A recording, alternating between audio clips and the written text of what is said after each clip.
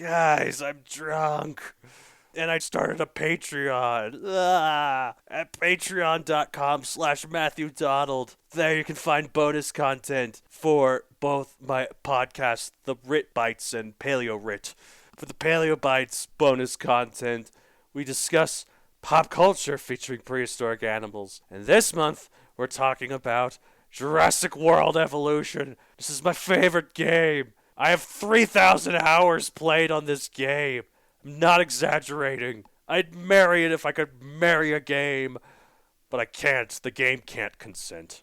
Shame. I love this game. It's the best dinosaur park builder game ever. I love it.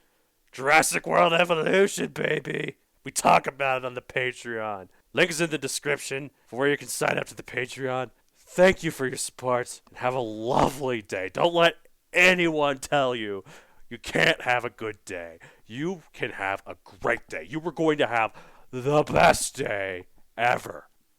I'm drunk. I'm gonna throw up. Roar, growl, snarl, bellow. Welcome to Paleo Bites, the podcast more hellish than the Hell Creek Formation. My name is Matthew Donald, and each week I and a rotating series of guest co-hosts talk about and rate a genus of prehistoric animal, be it dinosaur, mammal, arthropod, and so on. This week, I'm joined by someone who does a really good impression of how I think a Masiakasaurus would sound like if it talked, Ben O'Regan. How are you? I'm good, thanks. How are you? Cure everyone. I'm good. I'm good. It's just, hear that last episode we were on at the end. You'll hear that, listeners. So, it's pretty good stuff. Hello. Yes, there he is. Sounds like a mix of Jabba the Hutt and Dr. Claw from Inspector Gadget. I've never seen Inspector Gadget. Not the movie anyway. I I've haven't seen either, the but I old just know cartoon that they voice. did in the 90s. Yeah, that's all I have reference of it. I've never seen it either. I've just heard people do imitations of Dr. Claw, and he always sounds like this, So, okay, here's a dinosaur-related question. If you could adapt any dinosaur-related property into a major blockbuster movie, no matter how obscure or how weird, which one would you? Oh, that's easy. Dino Crisis. Yeah, exactly. Why did I ask? Okay. Just don't let the guy who does the Resident Evil live-action films direct it. I don't think he's a bad director by any means, but his adaptations are very loose. Yeah, like that guy, I think it's Paul Paul Anderson, W.S. I think it is. Anderson. He, I like his wife, Mila Djokovic, I've yeah. forgotten the name. Djokovic, yeah, she's a good actress. She just gets some crap roles, but... Right. Well, he just released... Keep him away from it. He just released a Monster Hunter movie, which I've heard is no good. And I like Monster Hunter, so that's sad.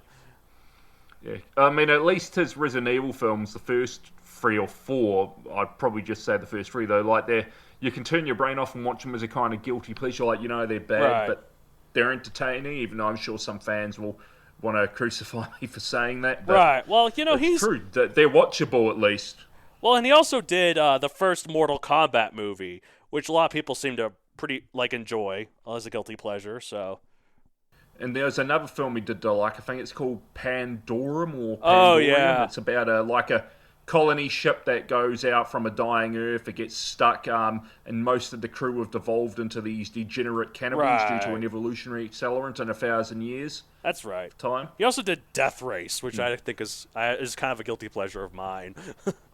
The remake, right, with Jason Statham? Yeah, exactly, with Jason Statham, yeah. So, yeah. Oh, it's Statham, my bad. That's okay, yeah. He's got like a mixed resume. He's got some like guilty pleasures, some decent stuff, some crap stuff, so.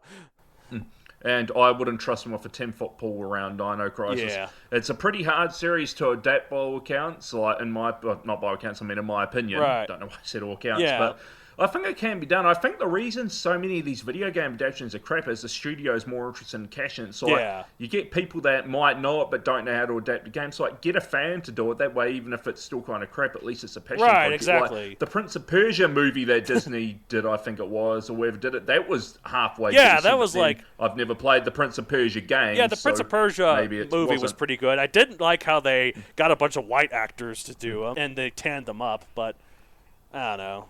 Other than that, it was all right. Yeah, that's always going to be controversial with movies. Like, we won't get too far into it, but it's like, A guilty pleasure of mine is Gods of Ancient Egypt. Gods of Egypt. That one that had a bunch of the Game of Thrones. That's good, and I do understand some of the criticisms like why are so many of the actors Caucasian, and it's like, well, you do realise that even if they'd cast a lot of Egyptian actors, it still wouldn't appease a lot of people because there's that whole controversy over whether the ancient Egyptians were dark-skinned or not. Right. So we won't get into it. Yeah, no, it's one of those arguments you're never going to please right. anyone, Well, yeah, exactly. But, one thing, if they were to ever do a Dino Crisis movie, I think they should really put a Masiakasaurus in it. And speaking of which... Indeed. Masiakasaurus, it means vicious lizard. Type, it is a noasaurid theropod, a group of poorly understood meat-eating dinosaurs related to the abelosaurids. And like we said last episode, they have some representation. Maybe not. Apparently they're ceratosaurids. Yeah, they're another type of ceratosaurid. Yeah, but they're like in the same sort of branch as the abelosaurids, because those are also ceratosaurids. So... Oh, right, a bit like how carnosaurids are an offshoot of the allosaurs, or closely related. Yeah, so it's kind of like how the raptors and the tyrannosaurs are both silurosaurs, even that kind of thing. Or, to be more accurate, the raptors and the troodons. Right. Well, yeah, but even like the raptors and troodons are more closely related, but they're also related to T-Rex because they're all silurosaurs. I remember back when they used to say Tyrannosaurus was a carnivore, like the allosaurs and all that are, because of the size. I remember that. No, that's a bad way of classifying things. Yeah, I remember that. All right, Masiakasaurus. Size, 8 to 15 feet, /2.8 to 4.5 meters long, 88 to 282 pounds, 40 to 128 kilograms. Those big ranges in weight are just because those are the range of estimates. Like, it was a carnivore, obviously, with those teeth. It wasn't particularly big, as you just said. Yeah, exactly. Time, Late Cretaceous, 71 to 68 million years ago, so it didn't quite get to the meteor. So it knew when to leave. It knew exactly when to head out. Location, Madagascar. And its teeth are its most distinctive feature. Oh yeah, we'll get to its teeth. Described in 2001. Pop culture appearances. There's actually one. The preschooler-aimed CGI show Dinosaur Train has one as a character named Bucky, which is neat. I think it's cool that I've never heard of that. Yeah, Dinosaur Train. And I've heard of something called Dino Trucks. Oh, yeah, I've heard of that, too. Yeah, no, Dinosaur Train is this CGI show for preschoolers. It's like, it teaches them about dinosaurs, and it uses some really obscure ones, too, which I actually appreciate. So that's it's pretty cool. It's like you go on this train that the further you go down on the track, it, takes you further back in time, so that kind of thing, so. Oh, that's kind of cool. Yeah. At least it's not Barney Tear, I guess. No, exactly. Well, Barney's not really about the dinosaurs. It's about, friendship and life lessons. This is about the dinosaurs, so... Yeah. And so. I think we mentioned this in a previous recording, or it might have just been a chat we had, but I do have a soft spot for Barney, even though you'd be hard-pressed to find an adult that would admit to that. Yeah, no, I mean, I have a soft spot for Barney, too, just because I lived near the town that it was filmed, so that was pretty cool. Yeah. It's just one of those things, it's good when you're a child, when you're an adult, it's not really terrible, but you just feel ashamed to admit that you liked it when you were younger. Yeah, no, I don't think there's, the C.S. Lewis said it's one of the most childish things is to try and get rid of being childish, the fear that you have to grow up is in itself childish, so... That's the kind of thing. It's a bit like when you're a teenager. A lot of teenagers will cringe at some of the Disney's animated films that they like. Then when they hit their 20s, most of them will actually be fine with mid and they like it. Barney's just one of those ones that because it's so kiddie-ish. Yeah, that's a bit different. But there's still cringy afterwards. Yeah. No, it's a little different. But, no shame here. This is it's a guilt-free zone here. A judgment-free zone. So... On the whole, dinosaurs had pretty uniform teeth in their mouths, on the whole. While mammals have canines, molars, and other teeth with distinctive shapes from each other, each dinosaur had pretty much a single type of tooth in their mouth that they just copied throughout the rest of it. Which isn't to say that dinosaurs didn't have diverse teeth, like the teeth of hadrosaurs and iguanodons, what I mean... and just later ornithopods are famous. Yeah, no. But I get what you mean. Yeah, what I mean is that they had one type of tooth. Each dinosaur had one type of tooth, rather than mammals, which have multiple types of tooth in the single mouth. So, yeah, T-Rex's teeth were all serrated and knife-like. Stegosaurus were all flat and brick-shaped, that kind of thing. A select few dinosaurs, though, had a few different type of teeth in their mouths, most famously Heterodontosaurus. But one of the weirdest examples, though, is Masiakasaurus. Its teeth are basically just like these big, long... like forward-facing, curved outwards. It's kind of like some of those weird fish or sharks that you can sometimes find. Like if you saw its mouth, like a reconstruction of it from the right angle, it would look like two rakes put together. it would, wouldn't almost. It? But the creature's name is a mix of the traditional Greek used for many genuses and Malagasy, or again, we don't know how to pronounce that, the official language of Madagascar. Masiaka in Malagasy means vicious. And of course, Saurus means lizard in Greek. So. Unfortunately, it was probably not a very good choice of name, despite it sounding kind of badass, because of the fact that this does not look like it was a vicious predator. I mean, its teeth were completely unsuitable for tearing larger food apart, let alone... No, they think it was meant for, like, grabbing meat. Small things, like grabbing lizards, kind of hooking onto them easier. Yeah, or like the field guide, the dinosaurs from the 2000s depicted it as a fish eater, but it sounds like it probably would have, as you just mentioned, like... It almost sounds like it would have been like the land equivalent of a crocodile's death roll. Like it grabs something with its mouth, holds onto it, and then thrashes it around to like shake the shit out of it. That could be cool if it did a death roll. I mean, not literally a roll, but a kind of sort of thing where it kind of like uses its teeth. Like a death shake or a death rattle something or like something. that. Yeah, it's not doing a barrel roll out in the land, but yeah. So... I don't think even some of the pterosaurs with teeth like that would have done an aerial version of that. That would have been cool. There's a term for that. It's like aileron roll, but I don't remember what it's called. So, but while it might not have literally been vicious, it certainly looks mean. Like the front four teeth in the lower jaw project forward, as do a couple in the upper jaw. And the purpose of these has long been a mystery to paleontologists. I mean, like we said, there's some theories that it made it easier to grab smaller prey, like maybe fish or lizards, or like you said, it would have been a hindrance in tearing larger food apart. And heck, for all we know, the teeth could have been brightly coloured, so to speak, with bigger, or not brightly coloured, but like using displaying sexual selection, that could like be with something. certain birds. Like the bit bigger the teeth and the better the colour, like the less decay they got them, the more it might have impressed the females. That's a theory too, yeah. But it makes sense that it would tackle the smaller prey because this lived at the same time as Majungasaurus, so it had to fulfill a different niche. So, and it definitely seems to have had some form of sexual dimorphism because there's a robust form and a glacial form. So one of them was probably the male and the other the female, though.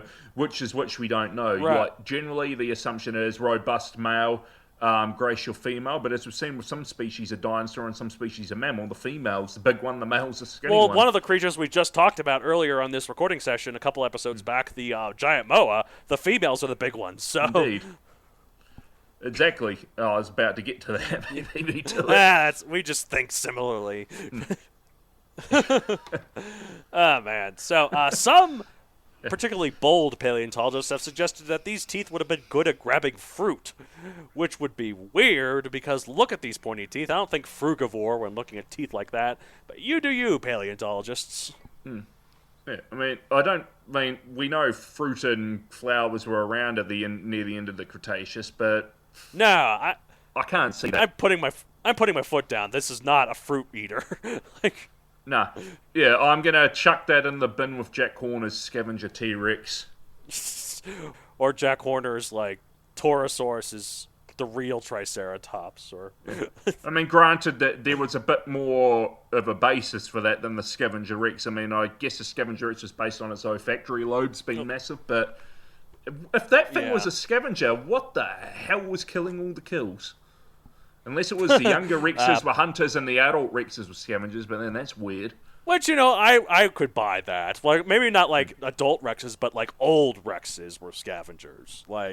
Elderly ones, maybe. I don't know. I could buy that, but other than that, no, yeah. So random bit of trivia to cut into this, but it just gets interesting. Yeah. You might remember Andrew Sarkis, infamous for, or not infamous, but seen him walking with the Beast. Turns out it wasn't a creodontid or whatever they're called. It was actually an intellodont. Yeah, I heard about this. That's weird. Yeah, so they thought it wasn't a wolf wannabe with. No, it was more like a pig. It was a hell pig. Yeah, that's funny to me. I thought that was funny. I'm actually planning on doing an episode of Andrew Sarkis later on with someone, so that should be fun. We'll definitely talk about that.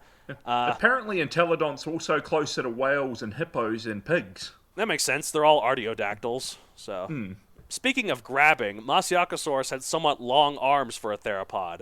Certainly much more than its close relatives, the abelosaurids. Like, these arms could help with grasping the same as the teeth, maybe going after lizards, insects, scorpions, or if it was feeling particularly bold, the giant frog Beelzebufo, which I've talked about earlier. And I've actually done an episode of it by this point. I'm planning on doing it with a friend of mine. Just the name of that frog, it sounds like something that if you say it 3 times really fast, Jack Black will appear and start singing about face melting. Or something. I like that. Beelzebufo, Beelzebufo, Beelzebufo. Ah, there it is! Now. Nah, instead it summons Jack Black, Kung Fu Panda. That's true. Or like you've heard of the Bloody Mary thing, or if you say Bloody Mary in front of a mirror, she opposed to appear. I actually haven't heard that one. I've heard of Candyman when you say it 3 times, or Beetlejuice. Beetlejuice. Yeah. Like, so I don't know.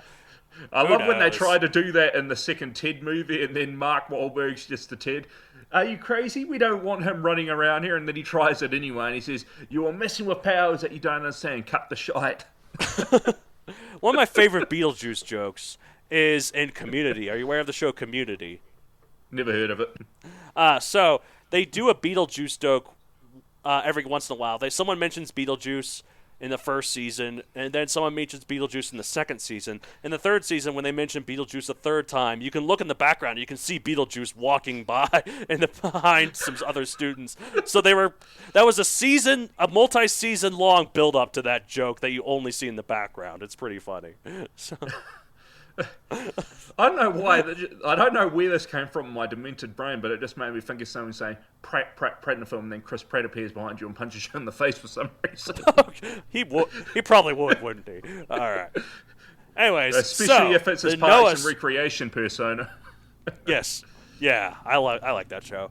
The noasaurids, which Masiakasaurus was a part of, is a poorly understood group, but as far as we can tell, they're a more basal form group of ceratosaurid theropods that also includes Deltadromeus, Elafrosaurus, and Velocisaurus. You've heard of Velocisaurus? Like Velociraptor, but it's a saurus.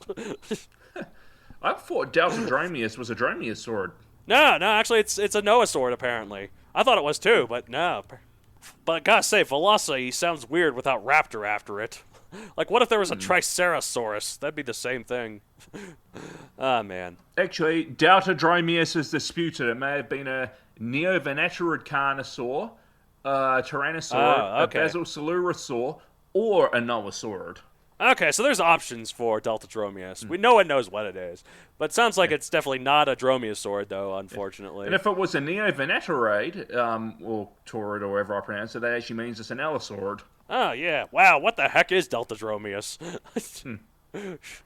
Okay. Well, then the thing I read that said it was a noasaurid was wrong. Okay. Don't trust Wikipedia for your research, I guess. But it says it's most likely to be a noasaurid, but it also says that it could be disputed. That's true. You never know. It's got a close relative called Gualicho from South America, if I'm pronouncing that correctly. Yeah, I think I've heard of that one.